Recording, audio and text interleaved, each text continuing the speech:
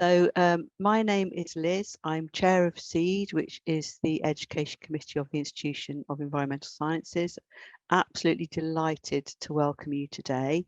The focus of this forum is on skills for net zero and what employers want.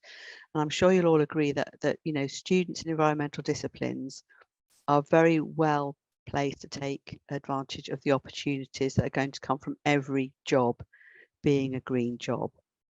But clearly, it would be useful to have some guidance about what employers want, and also to share good practice about what kind of things people are doing in their programs, so that you can share good practice or actually ask, I really haven't got a clue, I don't know where to start. It really is an opportunity to have a discussion and take away some useful learnings from today, and hopefully meet some interesting people that you might want to keep in touch with afterwards.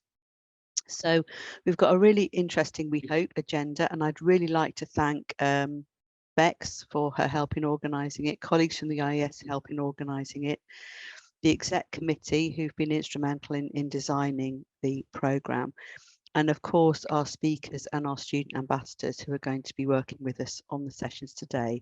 So first of all, we've got a welcome. This is it. We've got a review of skills for net zero from Adam Donnan, who's the Chief Executive of the IES. Then we've got a session that's been designed by our student ambassadors. So we have a very active group of student ambassadors, and they put their heads together and came up with a series of questions that they wanted to ask employers about what employers want.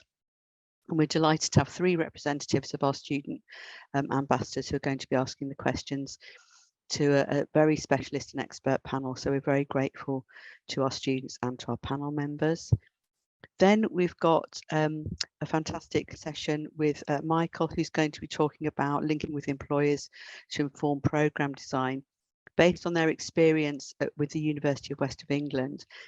And a lot of the experience is going to link to apprenticeships, but really what we felt is actually it's very good practice to liaise with employers in terms of designing standard BSc or MSc programs.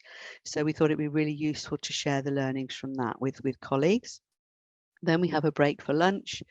And then when we come back, we're going to have a breakout rooms where we hope that everybody will get a chance to get to know a small group of the members here and catch up with what you're doing.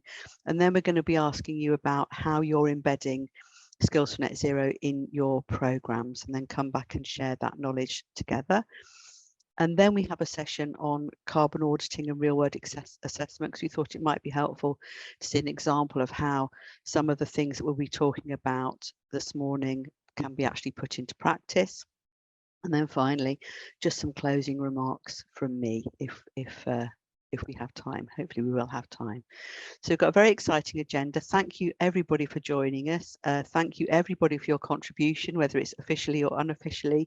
And now I'm delighted to hand over to Adam, who's going to talk to us about a review of skills for net zero. So thank you, Adam.